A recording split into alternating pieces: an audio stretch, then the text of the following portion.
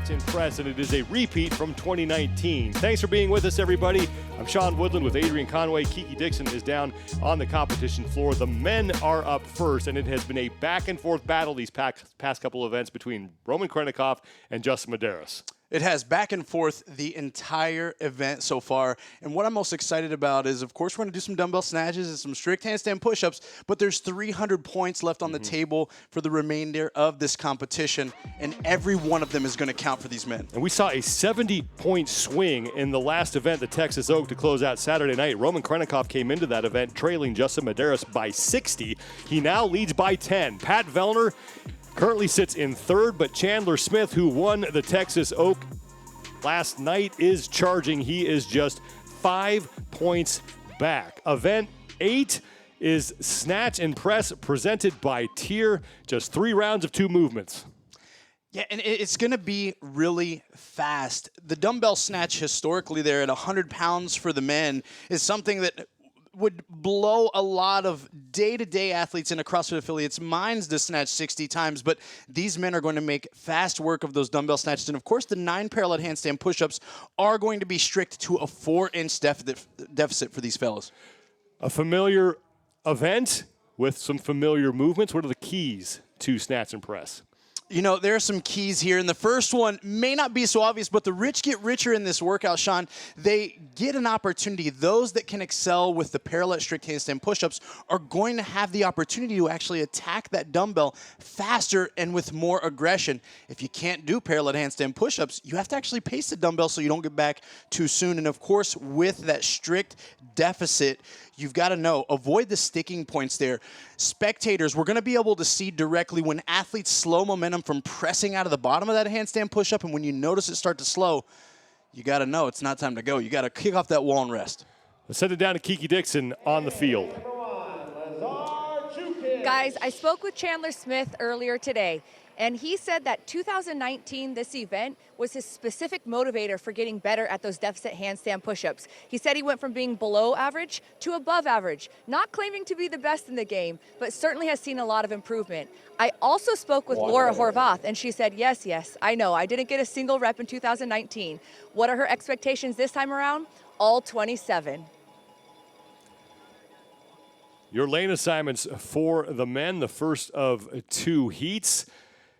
Noah Olson, who currently sits in 11th place, would love to get himself inside the top 10. He is 30 points back of Jayson Hopper for 9th place. Athletes getting set on the starting mat to take on event 8, the first of 3 events that they will face today. They know what the next event is. They do not know what the final event will be. That has yet to be revealed. Yeah, and one thing about the unknown and unknowable is when you know the points that are available and you know the events that are available, you have got to take full advantage because it could be a big weakness creeping around the corner. We are underway, and we mentioned Noah Olson trying to punch his way into the top 10, but he's someone who's extremely familiar with these 2 movements and could do well. Yeah, extremely familiar with these movements.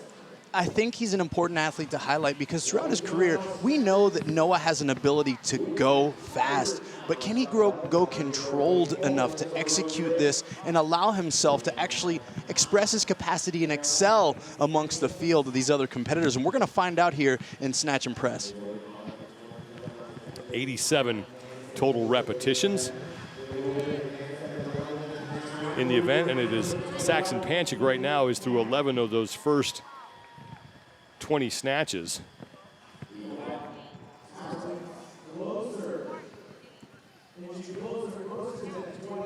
What you're noticing here with a lot of these athletes is, of course, this is predominantly a hinge-based movement. They're going to keep their hips pretty high, drive through their hips with a jump, as we'll see a lot of athletes leave the ground completely to help make their body in the dumbbell weightless and then receive it with a stable shoulder overhead each and every rep. Jack Farlow moving his dumbbell to the next station, as is Saxon Panchik. The 2 of them will head to the handstand push-up wall. Nick Matthew is advancing along with Cole Sager and Scott Tetlow. Here comes Tim Paulson as well. And in lane 8, Jorge Fernandez is done. 9 strict deficit parallel handstand push-ups with a 4-inch deficit.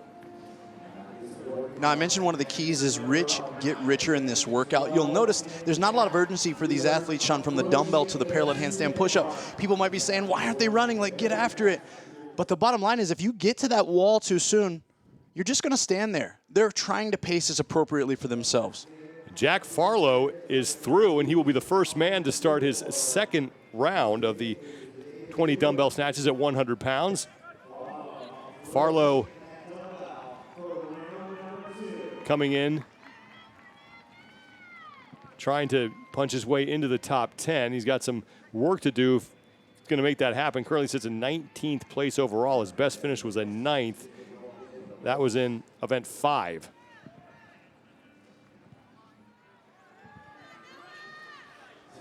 And Noah Olson is back to the dumbbell, as is Jorge Fernandez. And Scott Tetlow is there as well. Now Tim Paulson moving back and picking up the dumbbell in the gray shorts. 59 rep mark, or pardon me, 58 rep mark will be the end of round number 2. At 49 reps, they will head back to the handstand push-up wall. Here's what's tricky about these combination of movements. Of course, we're taxing the legs, the hamstrings, the posterior to get the dumbbell, that 100 pounds overhead. But then it's all triceps and shoulders to stabilize it over your head. And then, of course, that's the same muscle group that we're building fatigue and testing on the deficit handstand push-up. Farlow continues to lead. Scott Tetlow is about 5 reps back of him. And Nick Matthew is creeping up along with Jorge Fernandez. Noah Olson currently sits in 5th place with Tim Paulson.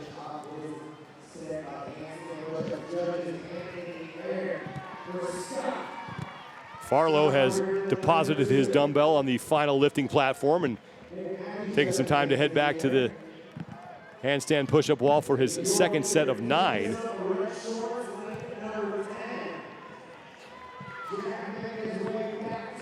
Saxon Panchik, meanwhile, is in the back there in the red shirt, and he is still on his first set of handstand push-ups, and now he is done. Saxon Panchik has fallen way back in the pack. Lazar Jukic is also on his first set as well. Farlow gets to work on the right side of your screen in those red shorts. Yeah, Farlow on rep 5 there. Just 5 in a row, looked all extremely smooth. He's looking very composed. This could be a great combination of movements for him. And Sean, we can't forget what these athletes have already done throughout the course of the last 3 days. They have 4 days, I should say. They've run long, they've run loaded, they've back squatted weights in an event that they have never touched before in a workout for time. They lifted a really heavy log last night. And not to ignore the fact that when we compete in a sport of CrossFit, so much of the work that we do is making a large load travel long distance and quickly, and that means a lot of it starts on the ground and ends up over our head. Their shoulders have some fatigue. Scott Tetlow in lane 2 has now moved in front of Jack Farlow as Farlow works his way back to the dumbbell for the final time. Tetlow 18th place overall, but coming off his best event finish of the competition in the Texas Oak. He took 8th place last night in that event. And we're watching some really smooth squat snatches there by Tetlow. He's made the choice that it favors him to drop under the load and meet it where it slows down.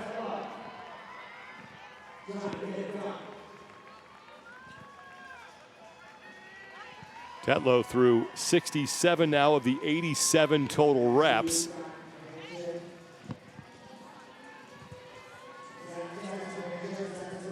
And what we hope to see here is this is where some urgency builds for these experienced athletes. These athletes that have paced this appropriately on these final 20 alternating dumbbell snatches here, this is where they really start to create an urgency to get back to that wall and finish those 9 reps as fast as they possibly can. Tetlow continuing to lead Jack Farlow. Jorge Fernandez and Nick Matthew are starting to creep closer to Farlow for second.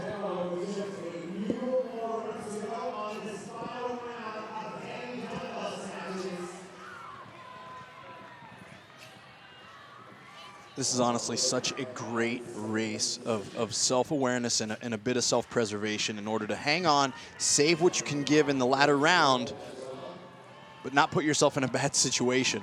And Tetlow is done with his final set of dumbbell snatches, and now just 9 reps remaining on the strict deficit parallel handstand push-ups. And Tetlow made quick work of these in the last round. That's where he was able to take the lead from Jack Farlow. Looking strong, gets himself in a great position there. Head meets that mat just slightly in front of his hands. Jorge Fernandez heading back to the handstand push-up wall. He's on his final set. He has moved ahead of Jack Farlow. Now Noah Olson is moving back to the handstand push-up wall for the final time. And there goes Jack Farlow, who is your leader for about half of this event before Scott Tetlow was able to overtake him. Tetlow threw 85 of the 87 total repetitions. 2 remaining for Tetlow. Noah up for a quick 3 there. This is where athletes really have to be cognizant of that slowing or that sticking point, quickly approaching as we see Tetlow click down with only 1 more left. Final rep for Tetlow, and then he will run across the fence. And no rep for Scott Tetlow. And folks, he pulled his feet away too prematurely from the wall there. You've got to reach complete lockout before your heels get away from that plexiglass. And that will count. So Tetlow is able to hang on, but now here comes Noah Olson in a sprint to the finish, and Olson may have gotten him. Oh, what a race. 3/100ths of a second from Noah Olson, edging out Scott Tetlow for the heat win.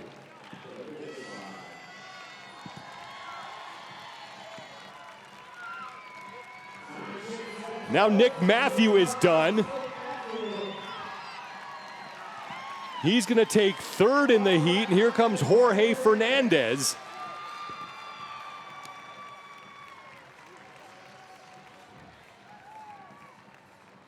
And you love to see it. Noah Olson being able to gamify that particular event the way that he did shows, again, a lot of self-awareness there, the ability to let someone else take the lead early, not be flustered by that, and then be able to make a strong push at the end, really maximizing his own potential there. It's a beautiful thing to see. And Jack Farlow is done. Farlow is across. He'll take 5th place in the heat, 9:22.71 seconds for the 20-year-old. Leaves Paulson, Sager, Hapalainen, Pancic, and Jukic still out there on the field. 12-minute time cap here in this event. And there is Saxon Pancic, who is closing out round 2. We're seeing a lot of these guys down to single reps, 1 at a time, which there was a no rep there by Saxon, and it looked as though it was one of those issues, again, with the feet coming away from the wall.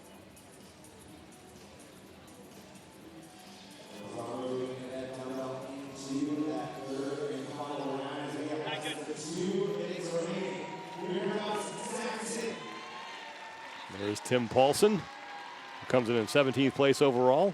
Also coming off his best finish of the competition. He took 7th last night in the Texas Oak.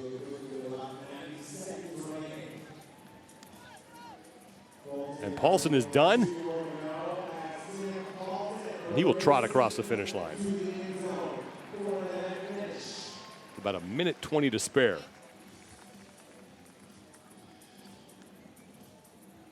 Sager, Hapalainen, Pancic, and Jukic still out on the field, and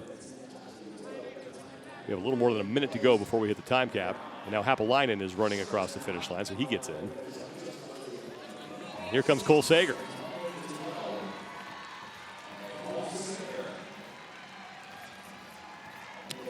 Pancic and Jukic are the only 2 men left. And Jukic is running into trouble on those straight deficit handstand push-ups. Noah Olson walking back to try to coach him through a little bit. Sean, and this is something to note as we watch these athletes finish. We can't forget, this is actually a repeat workout. You know, from 2019, those that were present at the Rogue Invitational, this is something that was present there. Cole Sager has a listed time of 8:42. He just finished that workout in 11:04. Now you got to consider the placing of this event, what these athletes have done and experienced already. Of course, some of the focus in regards to where the athletes have had their intentionality at this point in the season, and perhaps either not in the most condition that we've ever seen some of them, or it's just the simple fact that you got to do the workout. Noah Olson was there to try to encourage Lazar Jukic through his final couple of reps. So Jukic and Saxon Panch, the only two men not to finish event 8, the Snatch and Press, presented by Tyr. And Noah Olson with the late sprint in one of the closest finishes that we have seen this weekend in a heat by just 3/100ths of a second over Scott Tetlow. Yeah, and what a race this was out the gate. We've got young Jack Farlow that led the pack initially. You wonder, was that a lack of experience? Was it a learning opportunity for young Jack? He's got great potential, but did he come out too hot too fast? And then we've got Tetlow, the more experienced vet. We know that strict handstand push-ups is a strength of his. He took the lead right in the meat of this workout when we thought that it was going to be enough for him to hold on to the end. And then what ended up happening is that it showed that Noah Olson gamified this workout the way that he needed to, understanding the proper pace through rounds 1 and 2 in order to edge out Tetlow right there for a sprint to the finish. Look at that photo finish there. You don't ask for anything better. What a great way to start day 3. That's how 3/100ths of a second, that's how close that was. A blink of an eye. And keep in mind that no rep that Tetlow got hit with on that final round in his last rep.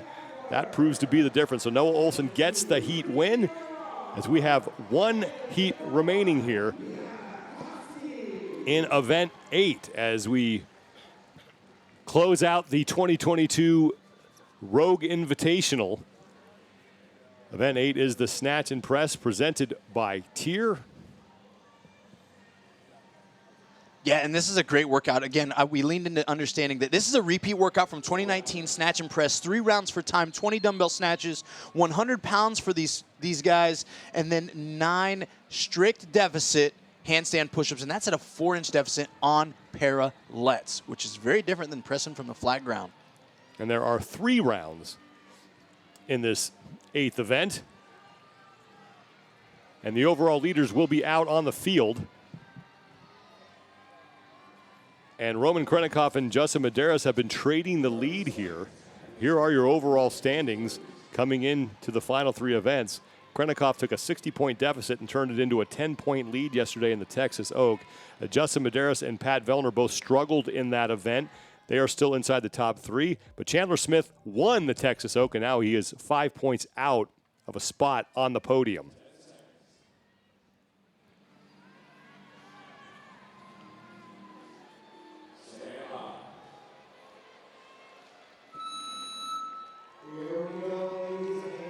Well, Justin Medeiros won event 6, but in event 5 and event 7, 2 very uncharacteristic mistakes for him.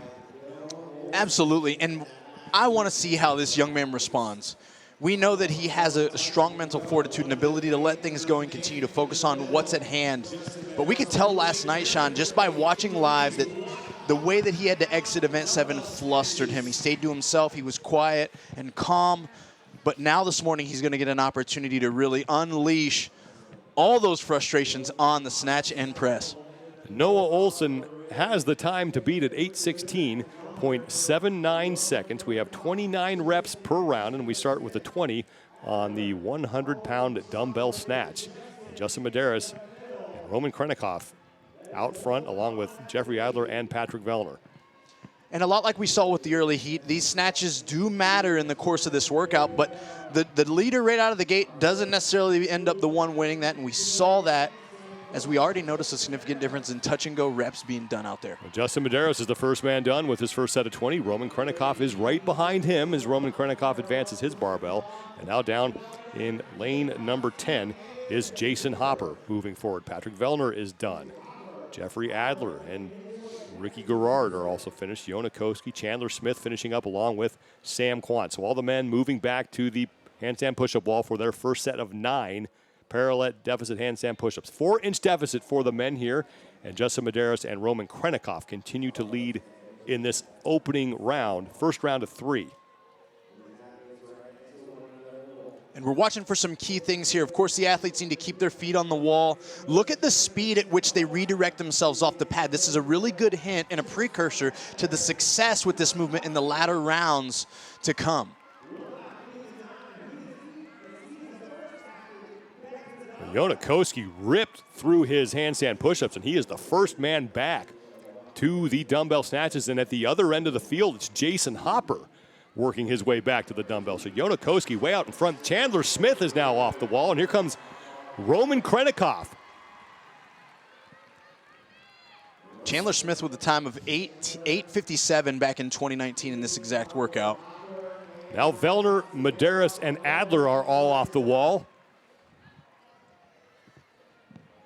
Leaves Ricky Garrard and Sam Quant as the only 2 men still in their first rounds of deficit handstand push-ups. So Ricky Garrard in the background to the right of Jonakoski. Struggled with those handstand push-ups at the CrossFit Games, and once again he is towards the back of the pack in an event that is forcing him to get inverted. And I'll tell you one of the frustrating things, which I have experienced as an athlete throughout my competitive CrossFit career, is that when you struggle with inverted pressing, Sean, and it's your body weight, it is a unique skill that can't just be built by bench pressing, strict pressing, and doing all these different variations. You've got to get better at the movement itself. So it takes time and it takes reps. Jonakoski has 2 remaining before he will go back for his second round of deficit handstand push-ups. There is Jayson Hopper, who sits in second place. Roman Krennikov, though, creeping up. Jayson Medeiros right now is in 4th in the heat. Time to beat, upper right-hand part of your screen. That belongs to Noah Olson, who just edged out Scott Tetlow in that tight finish by 3/100ths of a second. Koski going back to the handstand push-up wall, as is Roman Krennikov. And now Jayson Hopper as well. Sam Quant has just finished his first round. And Medeiros and Chandler Smith are finished.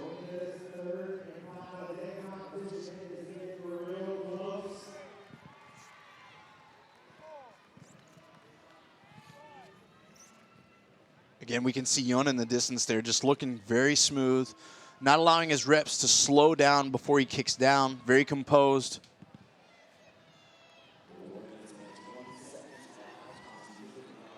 Smith and Medeiros kicking up. And there is Jonakoski.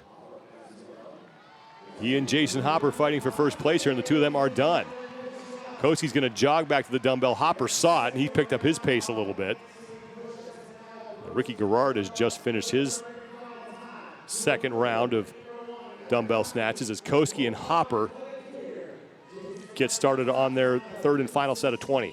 Then I'm going to tell you the beauty of watching these 2 guys go head-to-head is that we've got an athlete that weighs 190 pounds on one end. We've got an athlete that weighs 220 pounds on the other. And then here comes a 230-pound athlete in Roman Krennikov right down the center. And we're watching this beautiful combination of external loading and body weight go head-to-head. Roman Krennikov and Chandler Smith are back to the dumbbell, but Roman Krennikov has been slowing down on those handstand push-ups. Jonakoski right now is ahead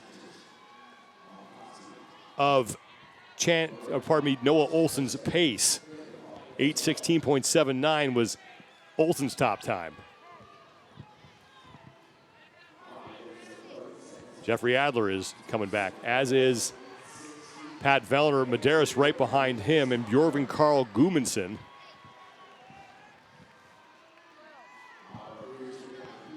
Joining the men on their third and final round of dumbbell snatches. There is Roman Krennikov, your overall leader, by 10 points over Jayson Medeiros, and right now he's getting the help he needs to widen that lead. But remember, Krennikov has been slowing on those deficit handstand push-ups. There goes Jayson Hopper, who has moved ahead of Jonakoski. Koski has 4 reps remaining on the dumbbell. And Roman Krennikov is in third place with Chandler Smith. Jayson Medeiros is trying to get in that fight for a spot inside the top 4. There goes Jonakoski as Jayson Hopper down to 4. Has a few reps remaining. 2 left for Hopper. There's Jonakoski. Jayson Hopper is getting set to close out his set. Hopper is done. Wow. And Jayson Hopper can take a leisurely stroll across the finish line, and he's going to pick up his 2nd event win of the competition. Go get it, big fella. Listen, I'll tell you, he is not the athlete that I would have coined to win this event, and what a great job of execution by Hopper. 6:56.23 seconds. Justin Medeiros is back to the handstand push-up while Jonakoski has 2 reps left.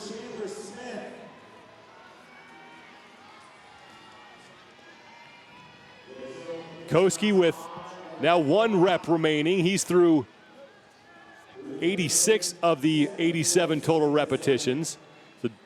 Noah Olson is waiting to see if his time will stand, and it will not. Here comes Jonakoski. He's going to take 2nd place in the heat, 2nd place in the event, as he clocks a time of 7:46.01 seconds. Chandler Smith is off the wall.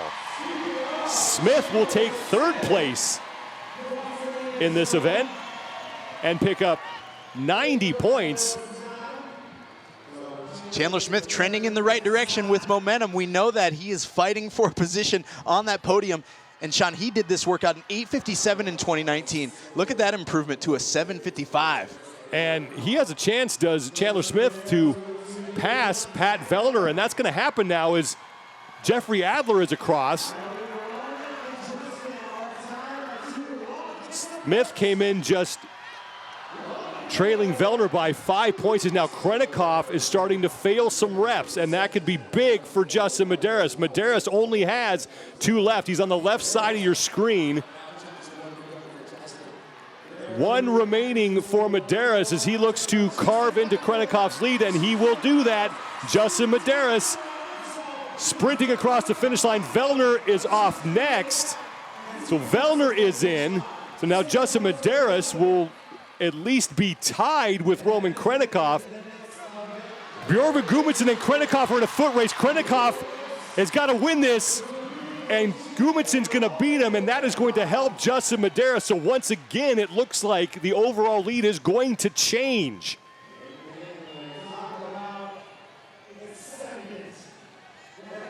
There are 5 points awarded, 5 fewer points awarded for every spot you go down in their event results. And if Krennikov had gotten in ahead of Gudmundsson, he only would have surrendered 10 points to Medeiros. But with Gudmundsson getting in there ahead of him, it looks like he's going to surrender 15. This is unofficial, but that means that Medeiros, if that is the case, will be your leader by 5 points. But we still have times from heat number 1 that could factor in.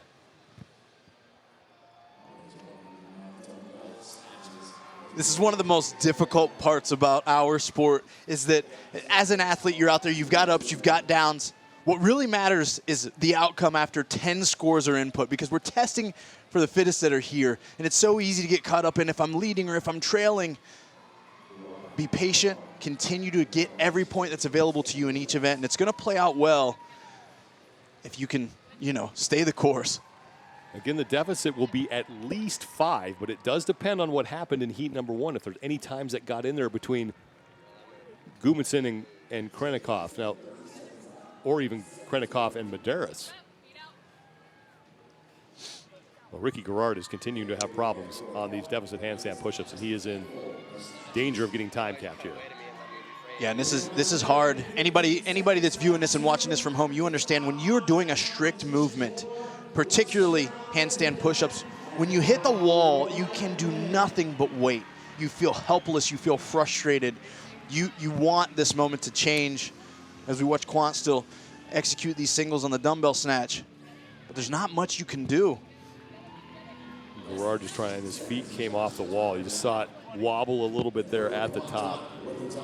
And there is no more costly no rep than a deficit handstand push-up. Yeah, it's up there towards the top of the list. The only one I could think of might be a strict rope climb. There's another one, yep. That's true. We've watched that one eat some athletes alive, but this is truly one, Sean, where if I have to coach an athlete, if I'm out there myself, what I'm going to always say is you run this race a touch too slow to start every time versus coming out too hot, because there's no turning back once you hit the wall.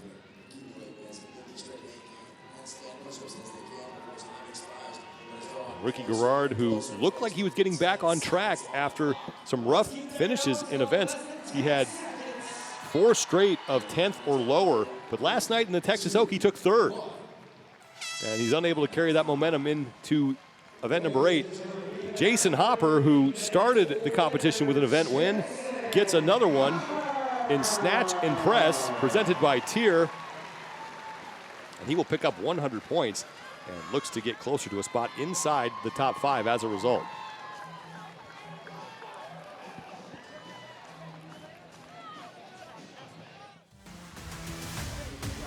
And we've got Hopper here executing these handstand push-ups. I want you to notice how he turns his head so his gaze is almost towards the ground. This helps him actually purchase more of his chest, his pec minor, to help him, his shoulders and triceps press his body upward. It's a great way to maneuver his body for success, which he had. But then here's our big race here. Look at Justin Medeiros fighting for every 10th and 100th of a second as he can, as he all-out sprints across the finish line. He knows that all these points matter. And this could be what gives Medeiros the overall lead after this event. Bjorven Gudmundsson getting in ahead of Roman Krennikov, because remember, Jeffrey Adler got in ahead of Krennikov as well. Jayson Hopper with the event win, the only man to go sub-7, 6:56.23 seconds. Yona Koski will take 2nd place. And it's Chandler Smith with another top 3 finish after winning the Texas Oak on Saturday night. He is heading in the right direction and could be in the top 3, and he is. And it is Justin Medeiros who does lead Roman Krennikov now by 10 points. Chandler Smith tied with Krennikov in points. Patrick Vellner sits in 4th place now, followed by Jeffrey Adler. Let's go down to Kiki Dixon, who is with Justin Medeiros. Justin, you just slid in as the overall leader. How strategic are you with each and every event and the competition overall? Yeah, man, I think just every event counts so much. I mean, just the ordering of the events makes it seem like the ones later in the weekend mean more, where that's not the reality of the situation. I had a couple of bad mess-ups yesterday, so trying to come from behind today and make every second count. Now, how do you handle those disappointments that you were just talking about? Yeah, I mean, I think it's definitely hard to focus on, but at the end of the day, they're learning experiences, and I just make sure that's never going to happen again. With the learning experiences, you knew that this was a repeat workout. What did you do to prepare for it today? Definitely it helps looking back, seeing what they did in 2019, but at the end of the day, I got to run my own race and come up with the best strategy for me. Thanks, Justin. Yeah, awesome. Thank you, guys. 5th time the lead has changed hands here at the 2022 Rogue Invitational, and it's Justin Medeiros back on top by 10 points over both Roman Krennikov and Chandler Smith. Patrick Vellner drops out of the top 3, but he is now 25 points back of Smith, and Jeffrey Adler sits in 5th place. And as a result of his event win, Jayson Hopper goes from 9th up to 6th. We're going to keep it here as the women are getting set to come out for Event 8, the Snatch and Press, presented by Tyr. As the field has already been reset for their competition.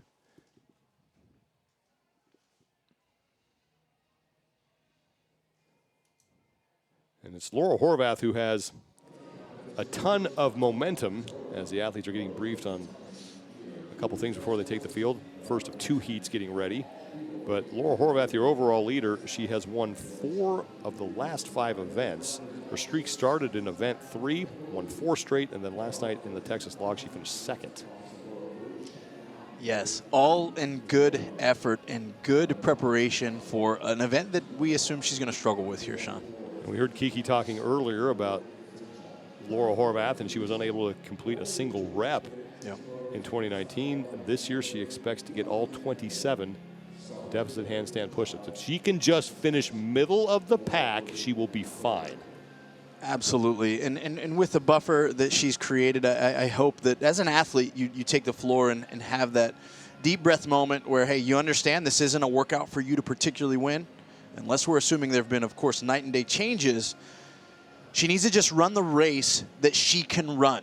Don't get caught up in the emotion and the speed of the other athletes, because that will draw you out of your comfort zone and set you up for further failure than you may be facing with a movement that could already be a weakness. And it is close behind Laura for spots 2 and 3 on the overall leaderboard, as just 25 points separate Gabby McGowa from 4th place Ellie Turner, and Annie Thorisdottir is holding in 3rd. Thorisdottir finishing 2nd last year at the Rogue Invitational. And Annie's one of those athletes that we've got a previous time for here. She did this workout in 8:08 in 2019. So it's going to be fun to be able to compare. Most of the men in the field vastly improved their times that they previously set from 2019. So this is going to be a great test for Annie to really see how does she compare, not against only of the field, but also her previous self.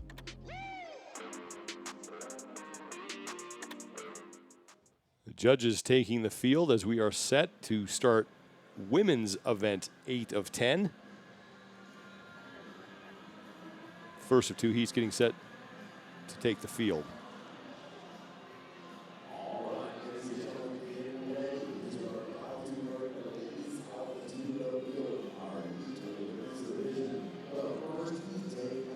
There's Annika Greer, who will lead the women out for heat number 1. Greer coming in 19th place overall. Does have a 3rd place finish. That was in that back attack event that took place yesterday.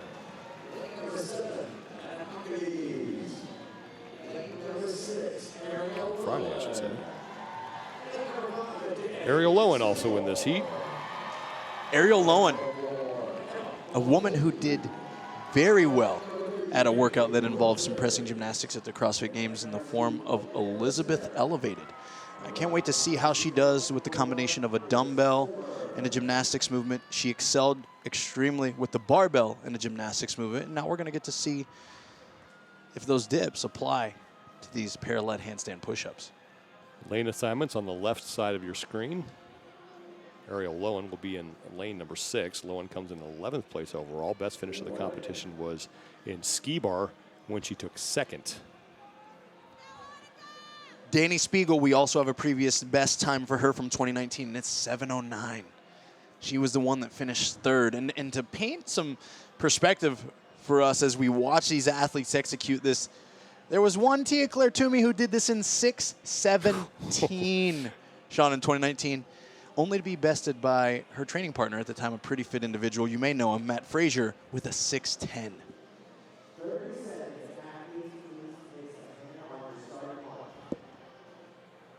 Athletes are set for the first of 2 heats for the women. Dani Speegle, who won the Texas Oak last night and didn't have to lift that Texas Oak. She'd already won the competition, but decided she wanted to put on a show, so she got out there and gave the fans what they came to see and was able to lift it. We are underway, and we start with the 20 dumbbell snatches at 70 pounds for the women. 87 total repetitions in this event, 29 reps per round. Yeah, and this is starting about the way I expected. We're seeing more women in Heat 1 do touch and go reps than we saw from Heat 1 of the men. This weight as a 70-pound dumbbell is not light, but the women tend to handle some of these external loads a little bit better than the fellas do. Dani Speegle is tearing through these first 20 reps. Emma McQuaid sits in 2nd, followed by Manon Anganese, but Dani Speegle putting on a frantic pace here to start. And she will advance her dumbbell and head back to the handstand push-up wall.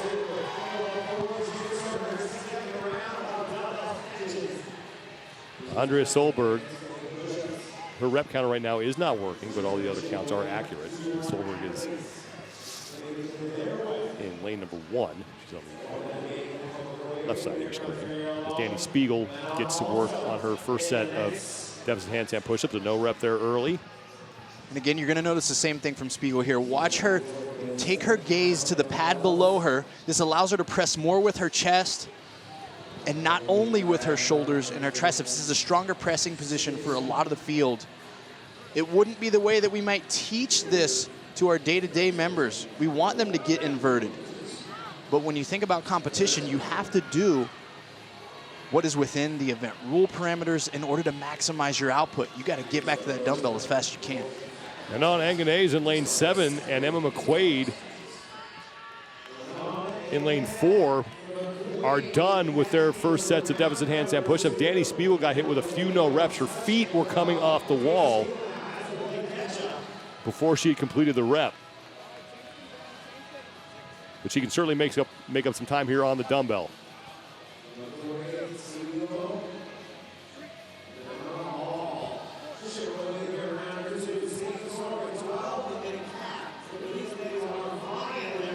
And on Anganese is your leader right now with Emma McQuaid. McQuaid about a rep ahead, but Anganese, pardon me, is able to make that up right there. Dani Speegle is creeping up as she continues to have a blistering pace on these dumbbell snatches. And she has 5 remaining. So Dani Speegle is able to make up for those no reps that she got tagged with on the first set of deficit handstand push-ups, and now has herself back in front here. And this is an athlete just knowing her strengths and where she can lean into, providing time and potential for her to have the outcome that she's hoping for. Is she can go to work on this external load, get a lead, create a buffer, and then manage the handstand push-ups however she needs to continue to hold her placing. Now Dani Speegle will move back to the handstand push-up wall. Emma McQuaid and Manon Anganese have deposited their dumbbells on the 3rd and final lifting platforms, and they will join Speegle on round 2 of the deficit handstand push-ups. Still have some women who are back on the handstand push-up walls going through their first rounds.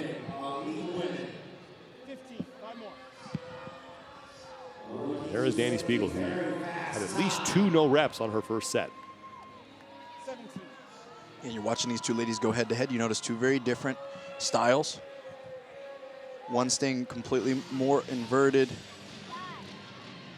Keeps that range of motion relatively short to lock out, makes them faster. Wow. 9 unbroken reps for McQuaid. Emma McQuaid back in front. Dani Speegle has 4 reps remaining before she will close out her round. So Emma McQuaid has a chance to get some insurance reps here, because we know that Speegle can do some damage on the dumbbell. Manon Anganese now in 2nd place. She is through 2 rounds.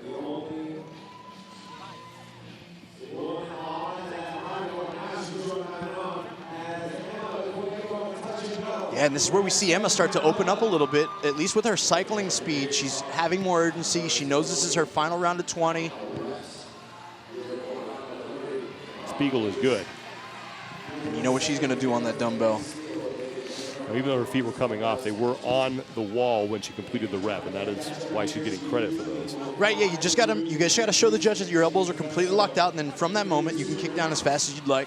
And the tendency is a lot of times when you get up there and you've exerted that much effort, as soon as you lock out, you just want to kick down. It's so hard, and we haven't talked a ton about it, but it's very difficult with parallettes in themselves. It changes your hand position, you're less stable, so your balance is certainly affected. Emma McQuaid continues to lead, but now Dani Speegle has her hands on the dumbbell, and this is where we saw her regain the lead in round 2.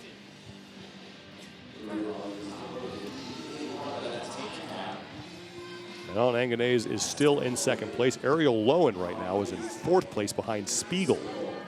But only 3 women are on their 3rd and final rounds of dumbbell snatches. And now McQuaid is done. And given how fast she was on the handstand push-ups these last 2 rounds, she's going to be tough to catch. Yeah, it looks like she's executed a great race so far, really towing the line of her threshold capacity. We're going to get a shot to see here for these handstand push-ups. Wow. These are no problem for Emma McQuaid. She's already through 4 of the 9. A pause for her at lockout to ensure she was ready. 2 remaining for McQuaid. Final rep will count. So Emma McQuaid unbroken on her final round, and she will take the heat. What a time, 6:17. 6:17.96 seconds for Emma McQuaid. Only person we've seen do it that fast was Tia back in 2019. That had tied her time. Manon Anganese is trying to hold off Dani Speegle for second.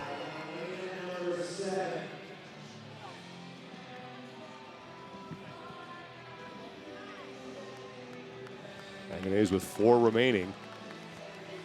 And again, Speegle has 5 left. People might be, kick up, hurry, go. She's really trying to toe the line here. You don't want to get caught with a no rep. We watched how that cost Tetlow the heat win for him. And Speegle just got hit with another no rep. She is taking a break as Anganese continues to work. She's 2 away from finishing. Here goes Dani Speegle.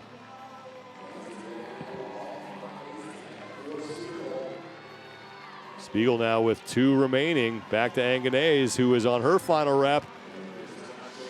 Speegle kicked off the wall. Anganese is done. And Manon Anganese is going to take second place in this opening heat.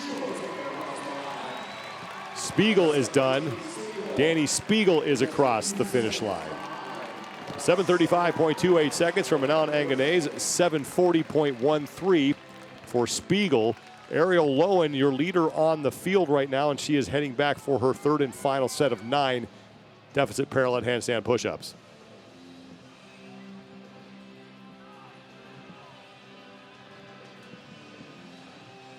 Ariel does a good job at controlling her head to the mat, using that redirection, the contact with the mat itself to help her redirect and get to lockout.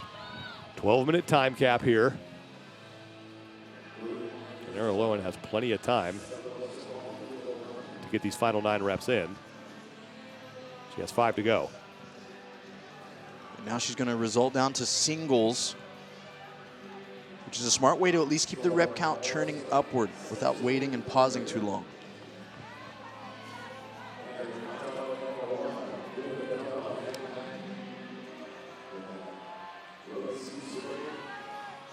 Andrea Solberg in lane number 1 just moved back to the handstand push-up wall. She's towards the left side of your screen. She's creeping up on Ariel Lowen. Carolyn Prevost as well is back for her final set.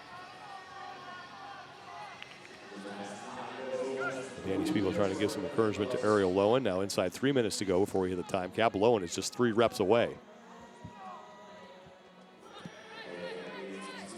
This is a hard movement here. It's all the encouragement in the world is not going to get you up that wall. So it's important to stay in your zone, hear your fans, hear your family, hear your friends cheering you on, but understand, okay, I got to stay composed.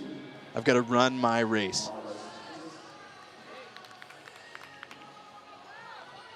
And there is Carolyn Prevost. Most of the athletes on the field right now are down to singles. Andrea Solberg is done. And she is across, 9:43.86 seconds. And there goes Ariel Lowen. Lowen will take 5th place in the heat. 9:57.03 seconds for Lowen. Carolyn Prevost has just 1 rep remaining, and she is struggling to lock that out on the right side of your screen. She's going to get credit for it, and there goes Carolyn Prevost.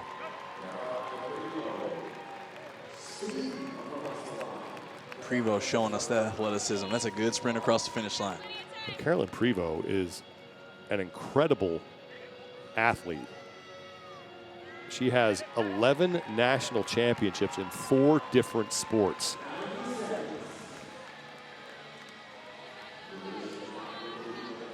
You understand why CrossFit makes a good fit for someone like that. Jacqueline Dahlstrom and Annika Greer are on their final sets. Greer now has 1 remaining. And she's able to lock it out, and Annika Greer takes off for the finish line.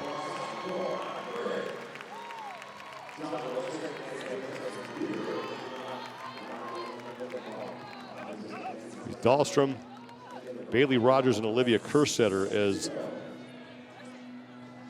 the 3 women left on the field. And Dahlstrom still has another round to go, as do Rogers and Kerstetter. So the three of them will get time caps. It's just a matter of how many reps they can complete in these final 30 seconds. Yeah, and I'll say, Sean, this is the beauty of an event that's programmed just like this, is that we have events that are all going to be tight races, and then we have events that test unique portions of fitness in such a way that we literally have women that are 6 minutes separated from one another in a workout that's only 12 minutes long with a cap.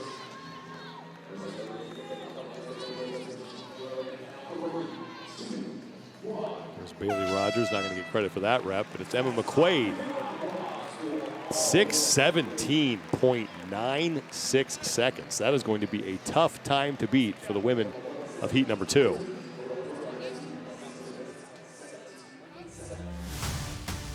And early on, it was Dani Speegle, all with these touch and go reps, tremendous speed.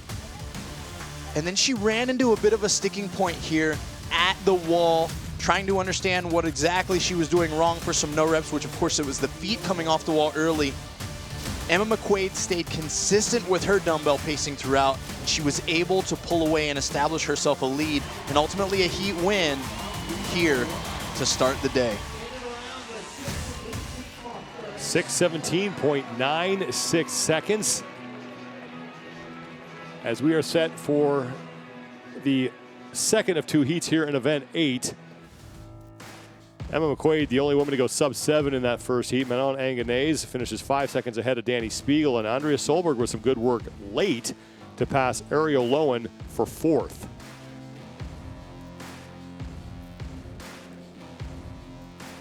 Yeah, McQuaid did a great job coming out, and understanding that she's not just racing those women in her heat, but she's also racing these ladies right here.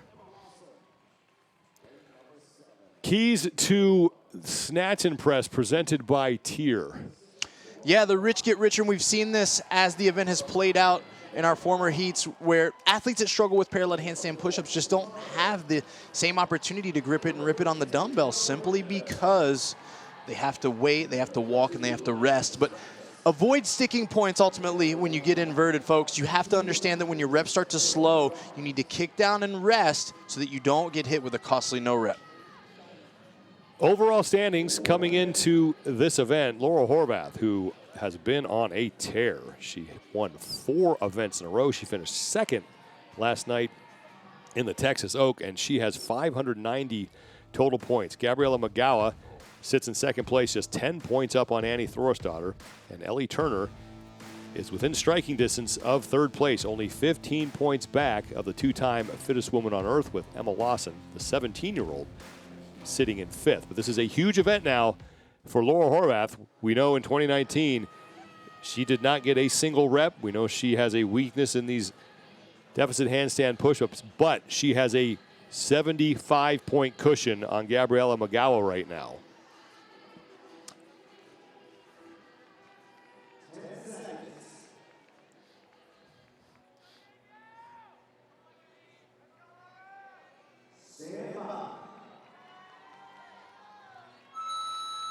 Alexis Raptis is also in this heat, and she has been doing well over the past 4 events. All of her finishes have been 6th or better.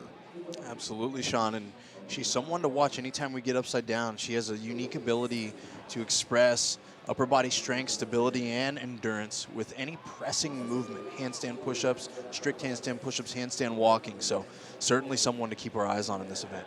She won the Echo Press event back in August at the CrossFit Games. Emma McQuaid has the time to beat. That's in the upper right-hand part of your corner of your screen. And we begin with the 20 dumbbell snatches. It's Alexis Raptis and Annie Thorisdottir, who are out front along with Danielle Brandon. Thorisdottir in the orange top. Emma Lawson is also on the lead pace as well. Very tight so far here in this opening round. Very tight as we see athletes picking and choosing when to rest and how to rest. Of course, this first round is all about keeping composure. Raptis, Turner, and Thorisdottir, the first 3 women done. Danielle Brandon is finished. Amanda Barnhart is done. Laura Horvath has put her dumbbell on the second platform, and Horvath taking her time getting back to the handstand push-up wall. There is Alexis Raptis. With a timely rest, but right back to the wall, again, avoiding the slowing or that sticking point of her reps. Raptis now just 2 reps remaining, and here goes Laura Horvath. Trouble right off the bat.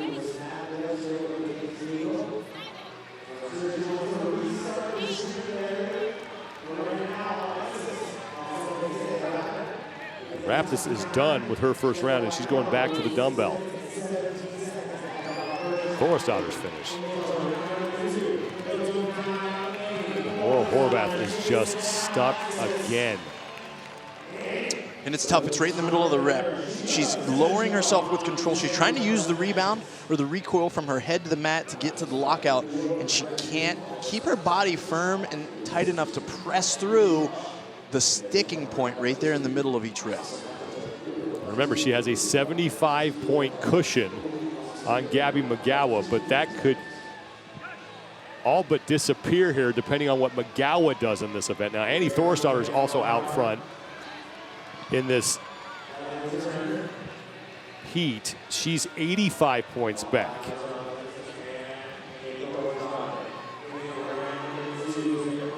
Alexis Raptis continues to lead this heat. Annie Thorisdottir is in second, followed by Emma Lawson and Ellie Turner.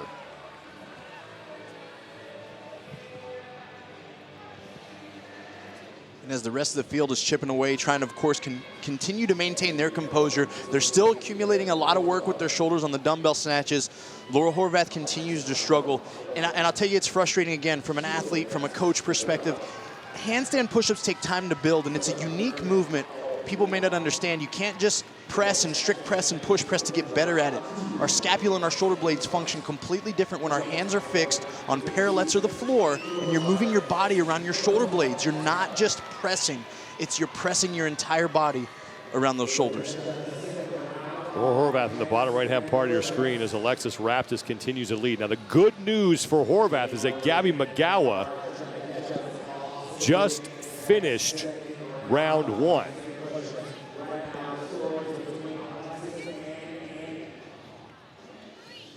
Raptis with 3 reps remaining in round 2. Thorisdottir creeping up on her, and Ellie Turner sits in 3rd place. 2 reps remain for Raptis.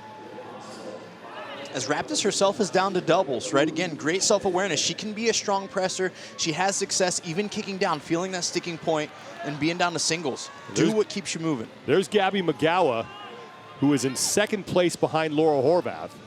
75 points is the deficit between the two of them.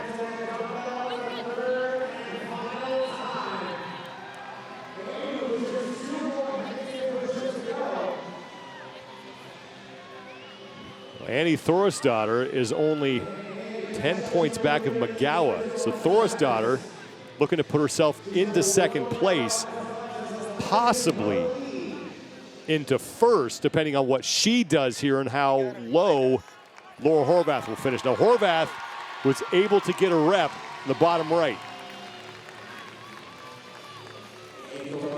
Alexis Raptis continues to lead as Thorisdottir works her way back to the dumbbell for the 3rd and final time. 78 reps is what they need to get before they will start their 3rd and final sets of deficit handstand push-ups. Raptis 8th place overall, looking for yet another top 6 finish. Her best finish was in event 4 when she took 2nd place.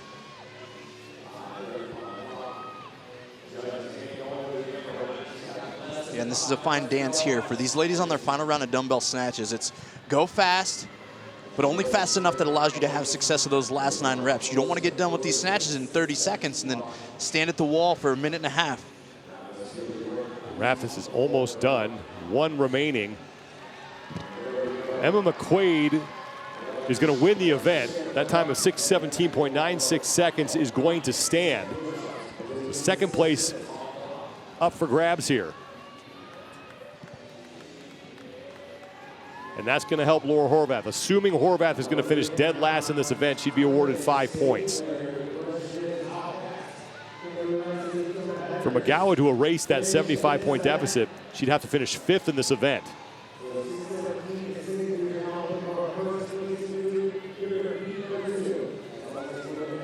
Watching that opportunity slip away for Gabby Mugala as well. Gabby Mugala at 7th place in the heat right now. Annie Thorisdottir is in 2nd place in the heat, but remember, we will have times from heat number 1 that factor in. So there is a chance that Laura Horvath could escape this event still in the overall lead, but it's going to get a lot tighter at the top. And we just watched Raptis get hit with the no rep again. Feet coming away from the wall at any point throughout the whole entire movement is going to result in a no rep. Athletes have to not just be focused on locking out their arms, but keeping a solid body position. Annie upside down, doing what she does, doing the common uncommonly well. Just keeping a rigid body position, keeping her body stacked, pressing through at the top. What's also helping Laura Horvath is that Matilda Garnes is struggling as well. Horvath is now in 9th place in this heat.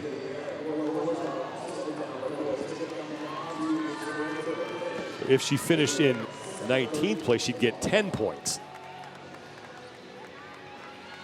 So the work that Laura Horvath did in the prior 5 events is certainly helping her right now.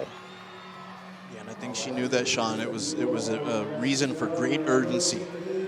Alexis Raptis is 2 reps away from finishing, as is Annie Thorisdottir. Thorisdottir is in the orange top now in the middle of your screen, as Laura Horvath continues to struggle on the deficit handstand push-ups. Raptis is done, and it's Alexis Raptis who is going to win the heat. She comes across in 8:10.99 seconds.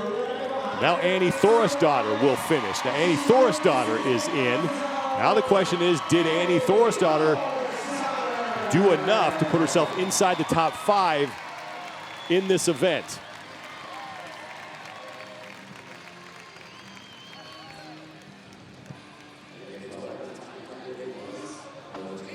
Great job there by Annie. Didn't quite match her time from 2019 of 8:08, but 8:24 will be good enough for 2nd in the heat. Gabby Mugala is on her 3rd and final round of 20 dumbbell snatches. She is through 68 of the 87 total reps. 10 remaining for her on that 70-pound dumbbell, and Horvath already got a no rep on that one. Well, Lawson has finished up, and Lawson is across the finish line. Amanda Barnhart as well coming in. Looking like Annie Thorisdottir is going to put herself in 2nd place overall with 2 events remaining.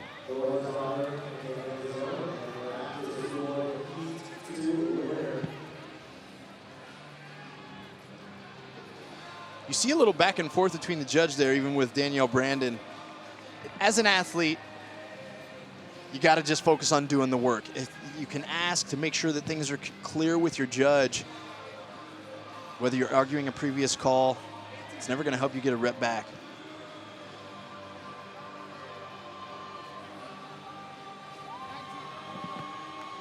Annie Thorisdottir finishing 2nd in the heat. We'll have to figure out where that is in the event. Gabby Mugala is still on the field. Mugala looking like she's going to get capped as Danielle Brandon is off the wall and Brandon is across. 10:18.07 seconds for Brandon.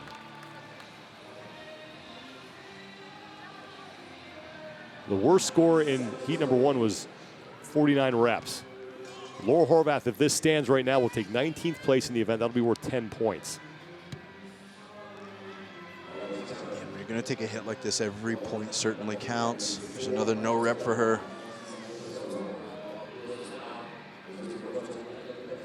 Ellie Turner, who was trying to catch Annie Thorisdottir for 3rd, is also still out there. Turner, though, on her final rep, so she will get inside that time cap.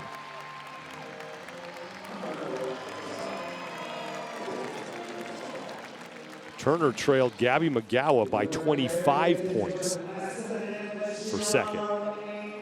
You could have a scenario where it's Horvath still in the lead, but not by much. Thorisdottir in second, and then Turner in third.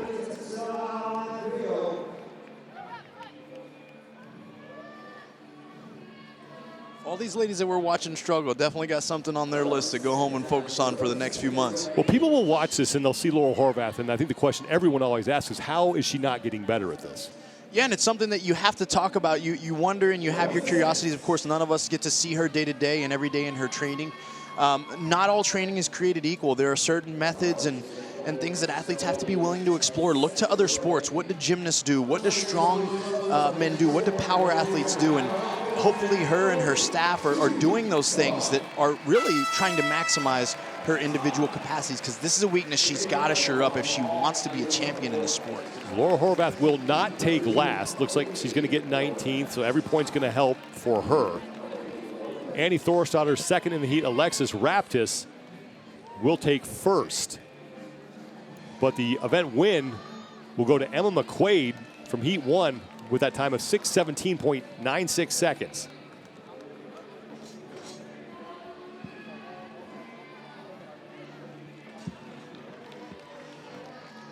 Now Laura Horvath has to have a very short memory because 2 events remain here. Absolutely. Short memory is extremely important, knowing that there's 200 available points still out there for her to go get with an unknown event looming. I mean, this next event, there's going to be a tremendous amount of urgency, and we can look forward to some ring muscle-ups for these athletes, and she does do well hanging when in the form of gymnastics and pulling, so that could be another opportunity for her to have a strong finish. Laura Horvath said she wanted all 27 reps of the handstand push-ups and was well short of that. Yes, it was, and we've got more of what we expected from Laura Horvath. We thought, you know, she opened up discussing with Kiki, I'm going to get all 27 of these reps. Well, I think she got a few. So it's still something that certainly she needs to work on. And then we've got Alexis Raptis, who we predicted would do well when you get upside down. And she did a great job at pacing the dumbbells so that she could excel on the inverted movement. And then we've got Annie Thorisdottir, who also had a fantastic finish in this heat, executing throughout. And Annie, of course, doing what she does, racking up points and being able to make some moves on that leaderboard. Event results, Emma McQuaid picks up 100 points as she's the only woman to go sub-7. Manon Anganez and Dani Speegle, all from heat number 1, have the top 3 times. Alexis Raptis will finish in 4th. Annie Thorisdottir takes 5th. That's going to be good for 80 points in her total. Laura Horvath will take 19th. That will be good enough for 10 points. So Thorisdottir carving 70 points off that deficit, but not enough to take the overall lead as Thorisdottir came in 85 points back of Horvath. So things have gotten much closer. Horvath survives, but Annie Thorisdottir is now just 15 points back. Gabby McGowan stays in 3rd place. Ellie Turner remains in 4th, and Emma Lawson stays in 5th. So things getting very interesting now as we head into the final 2 events. We know what the next one will be. We do not know what the 10th and final event of the 2022 Rogue Invitational will be. Let's go down to the field. Kiki Dixon with Annie Thorisdottir. Annie, you just took 2nd overall with this event. You're 15 points out of 1st place. You went from team to individual. You're a mom, business owner. What are your expectations, for yourself when you come into a competition? Well, my expectations for myself is performing the same or better than I do in training. So, it's really funny. If you look at the standings, I think the event that I'm the most upset about is the air bike and DT, because that's my wheelhouse and I feel like I can destroy that workout. So I underperformed, yet I got 5th place or something. Then I look at the back squat event, I took 10th, but I am so proud of that event because that was mentally really hard for me. So thank you. Expectations, are not just placings, it's me performing to the standard that I believe I can hold.